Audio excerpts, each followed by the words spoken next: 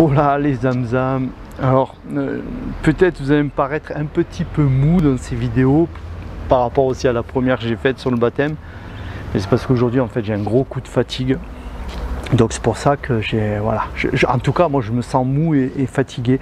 Je suis un peu épuisé parce que ça fait 6 jours que je jeûne et aujourd'hui voilà, j'ai mon corps il est à plat en fait. Il est à plat, ce qui est un processus normal. Il faut savoir qu'en jeûne il y a des temps où le corps il fait des resets, il est complètement à plat. Donc pour ceux qui se diraient mais fais attention c'est dangereux, je te rassure c'est pas du tout dangereux et je compte faire des vidéos sur le jeûne pour donner des conseils, plus ou moins dire comment jeûner, pourquoi, l'importance du jeûne, qui peut jeûner, tout ça, vous voyez. Donc je pense que ça va aider certains et je pense que le Seigneur il a dit mes disciples jeûneront, on voit les apôtres ils jeûnent et le jeûne est très important. Mais bon voilà, je le précise parce que moi je me sens très mou, donc j'ai l'impression que je parle au ralenti en fait, mais peut-être pas du tout.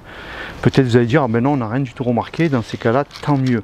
Je tiens aussi à m'excuser pour les fois où je fais des fautes de prononciation, vous savez, hein, j'ai pas une grande éloquence, j'ai pas une grande rhétorique, donc des fois je bouffe les mots, je rajoute des mots, je me trompe sur des mots, j'invente des mots, enfin voilà. Désolé pour ceux à qui ça pourrait choquer, qui sont très lettrés et très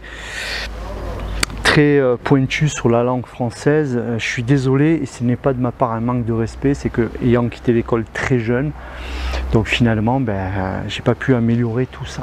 C'est pas à défaut d'avoir pas mal lu ces dernières années, mais ça va pas rattraper apparemment, mais bon voilà, c'est comme ça.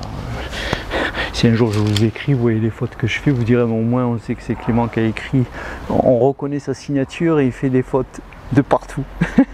Bon, les zamzam, alors écoutez, la suite pour le baptême là aujourd'hui c'est qui peut baptiser, qui peut être baptisé, qui peut être baptisé. Voilà, il y en a peut-être, vous posez la question, est-ce que je suis digne du baptême? J'ai voulu me baptiser mais on m'a dit que non, qu'en premier on devait attendre, s'assurer que j'ai bien compris les choses de Jésus, ou voir s'assurer que je sois né de nouveau. Ça c'est un concept qui m'échappe complètement. Comment peut-on savoir qu'une personne est née de nouveau? Vous savez, les gens ils peuvent vous dire ce que vous voulez entendre et dire ah lui il est vraiment né de nouveau, et en fait il est né de que dalle. Voilà, je tiens à vous le dire.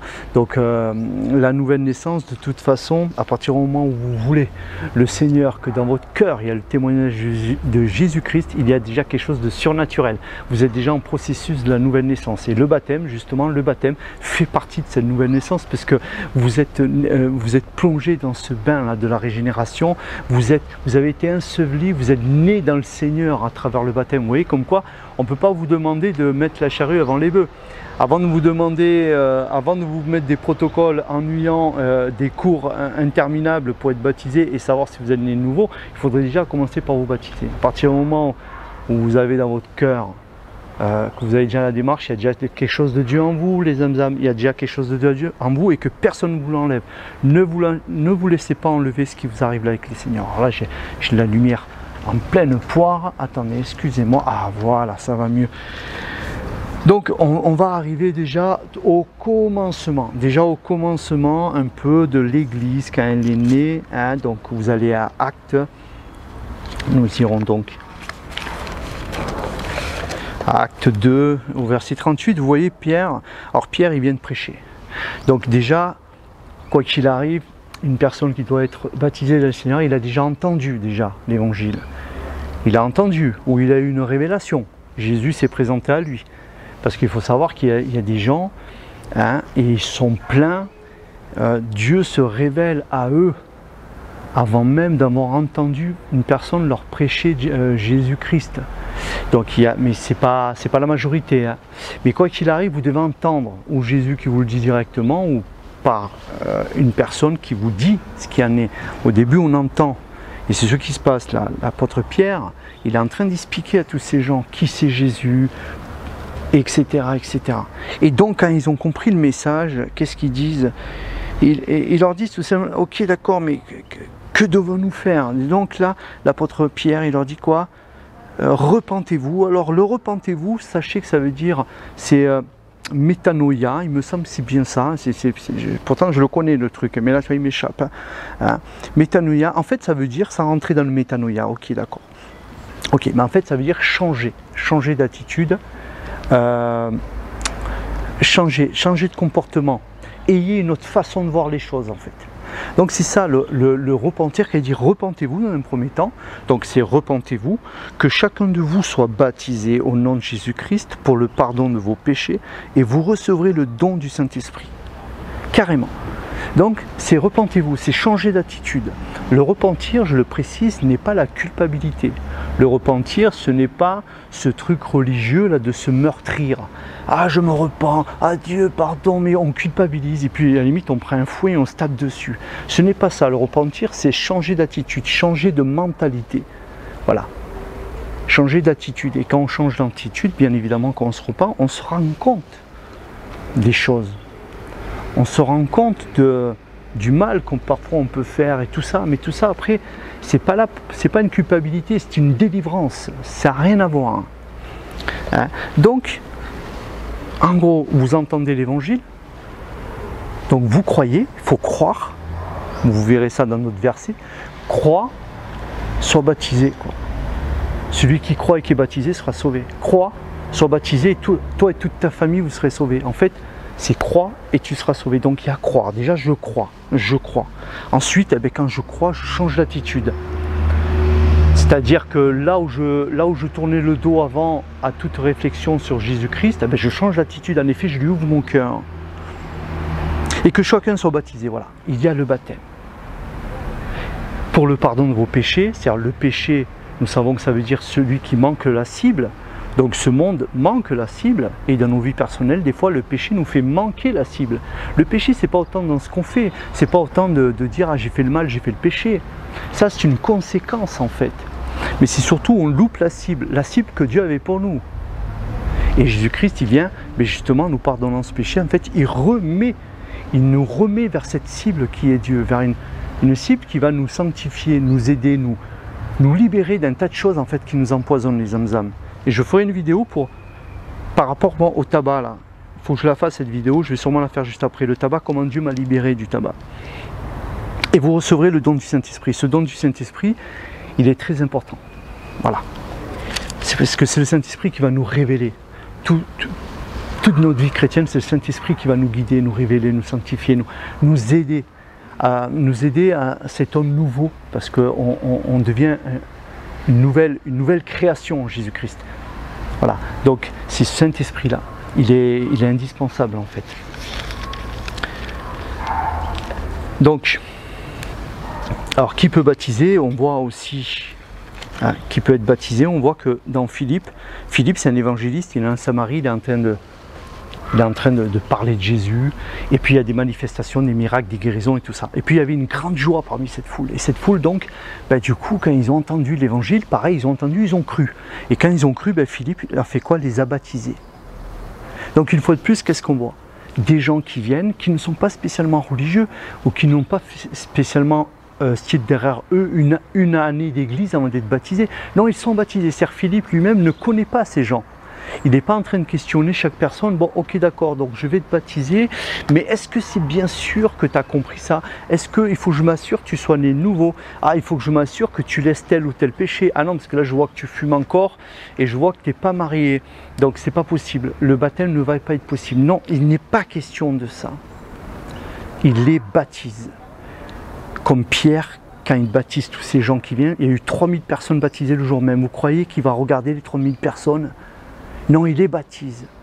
Une personne qui se fait baptiser, ça regarde lui et Dieu. Et s'il vous plaît, vous qui regardez cette vidéo là, qui êtes peut-être à fond dans le protocole ou à fond dans la religion, ou je ne sais trop quoi, arrêtez de refuser le baptême à ceux qui vous le demandent. C'est très important. Si tout le long de l'évangile, si tout le long du Nouveau Testament, les gens sont baptisés de suite, c'est qu'il y a une raison. Si Jésus dit allez faites des disciples des nations, baptisez-les en mon nom et enseignez-leur à suivre ce que je vous ai prescrit, il y a bien le baptême avant l'enseignement. La prédication de l'évangile est très simple. Parler de Jésus à quelqu'un c'est très simple, être baptisé c'est très simple. Et ensuite il saura enseigner. quand je dis ils sont renseignés, je ne parle pas d'un surenseignement qui nous gave ou d'un enseignement théologique pour voir certains en arriver à des doctorats. C'est pas de ça que je parle. L'enseignement reste encore quelque chose d'accessible et de révélatrice, on dit comme ça, pour les gens. L'enseignement nous révèle. Les gens sont là pour nous enseigner, mais nous devons avoir la révélation de Christ en nous qui va nous enseigner aussi. On voit aussi, donc Philippe, il baptise tout ça, on voit aussi dans Acte 16, vous prenez. Donc Acte 16, en fait, c'est Paul qui va baptiser le geôlier, le gardien de la prison, et toute sa famille. Alors là, c'est un peu impressionnant, je vais vous lire le passage. Acte 16, verset 25. Vers le milieu de la nuit, Paul et Silas prièrent et chantèrent et louaient et chantèrent les louanges de Dieu. Et les prisonniers, les prisonniers les écoutaient. Tout à coup, il y eut un tremblement de terre si violent que les fondations de la prison ont été ébranlées. Toutes les portes se sont immédiatement ouvertes et les liens de tous les prisonniers ont été détachés. Lorsque le gardien de la prison s'est réveillé et a vu les portes de la prison ouvertes, il a tiré son épée prêt à se tuer, car il croyait que les prisonniers s'étaient enfuis. Et ouais, il voulait se donner à la mort parce que ses chefs, à mon avis, l'auraient bien torturé. Mais Paul a crié d'une voix forte, « Ne te fais pas de mal, car nous sommes tous ici. » Alors le gardien a demandé de la lumière et est entré précipitamment et s'est jeté tout tremblant aux pieds de Paul et Silas, et il les a fait sortir et a dit « Seigneur, que faut-il que je fasse pour être sauvé ?» Paul et Silas ont répondu « Crois au Seigneur Jésus-Christ et tu seras sauvé, toi et toute ta famille. » Et ils lui annoncèrent la parole du Seigneur, ainsi qu'à tous ceux qui étaient dans sa maison. À cette heure-là de la nuit, le gardien les a amenés pour laver leurs plaies, et immédiatement, il les a immédiatement, voilà. Je suis désolé, c'est parce qu'en fait là j'ai écrit dessus et en fait du coup j'ai effacé le. Il a immédiatement été sauvé. Alors, vraiment désolé, doublement désolé, lui et les siens. Donc on voit que là toute la famille est passée, il a été, voilà. Donc c'était quoi les conditions? Ben, c'était en fait, ils ont reçu la parole de l'évangile, ils ont cru. Et ils ont cru. Croire, baptême et recevoir le Saint-Esprit. Voilà, c'est tout. Donc, qui peut être baptisé, Zamzam? Toi, tu peux être baptisé. Et nous voyons pareil dans Acte 10, nous voyons Corneille. Corneille qui était un responsable. Alors, attendez, parce que je ne veux pas me tromper. Corneille, voilà. Voilà, Corneille était un officier dans la troupe romaine. Et cet homme-là, en fait, il a été touché par le message de Dieu. Lui, c'est carrément, il y a un ange qui a envoyé un disciple chez lui, tout ça. Et lui, toute sa famille, pareil, baptisée. Mais alors, lui, et là, je ferai le parallèle avec Philippe, pour ceux qui connaissent un peu déjà les évangiles. Hein, lui, il est carrément, Pierre, il est en train de leur prêcher le Seigneur. Ils sont carrément baptisés du Saint-Esprit et ensuite ils disent on ne peut pas refuser le baptême à des gens qui ont reçu le Saint-Esprit. Et dans Philippe, c'est le contraire. Dans Philippe, quand lui il évangélise, il baptise les gens d'eau et ensuite les apôtres ils arrivent, il leur dit il faut les baptiser mais dans le Saint-Esprit. Comme quoi, mais moi je crois comprendre pourquoi le Seigneur a fait ça avec la famille de Corneille, mais je ne vais pas en parler, ce serait trop long. Mais bon voilà, eux c'était des païens et les apôtres, ils avaient besoin encore de casser certaines structures chez eux, ou sinon peut-être ils ne les auraient pas baptisés. Donc comme ils ont vu le Saint-Esprit venir sur eux, ils ont été forcés de les baptiser. Voilà, parce que les apôtres, mis à part Paul, prêchaient beaucoup au peuple juif, et Paul, lui, c'était on appelle l'apôtre des païens. Par contre, Paul n'avait aucun problème à baptiser les païens, et donc les païens pouvaient recevoir le baptême d'eau avant le baptême du Saint-Esprit. Donc voilà les Zamzam, pour en terminer là, qui peut être baptisé? Toi. Toi avec tous tes problèmes, tous tes défauts, qui que tu sois en fait, qui que tu sois, toi peut-être qui dit ouais mais moi je pense pas que je mérite d'être baptisé et tout. Tout ça c'est faux. Personne d'ailleurs mérite d'être baptisé dans l'absolu. Ce qui nous baptise c'est la grâce de Dieu. C'est un don de Dieu, c'est pas par rapport à nos mérites, c'est pas je vais vers Dieu, je suis le meilleur, Dieu il dit c'est bien, toi t'es un mec bien, comme t'es quelqu'un de génial, allez viens, et moi, il n'y a pas de problème, toi par contre là-bas, toi par contre tu vas morfler, toi non.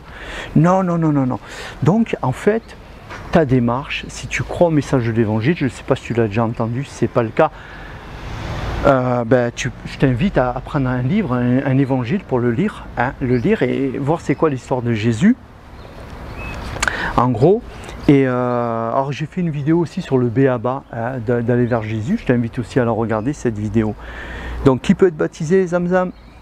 Tous ceux qui s'approchent de Dieu avec un cœur sincère, qui croient au message de l'évangile, qui se repentent, qui se tournent vers Dieu, qui changent de comportement, qui se baptisent. Alors vous pouvez déjà, bien sûr, vous êtes vers Dieu quelque part, si vous lui dites Seigneur viens dans ma vie et tout, quelque part vous avez déjà ce baptême, il est déjà en vous, il est là, au cas si ça prend du temps. Vous pouvez même recevoir ce Saint-Esprit avant même le baptême. Mais votre démarche, c'est tiens, je crois, je vais te baptiser.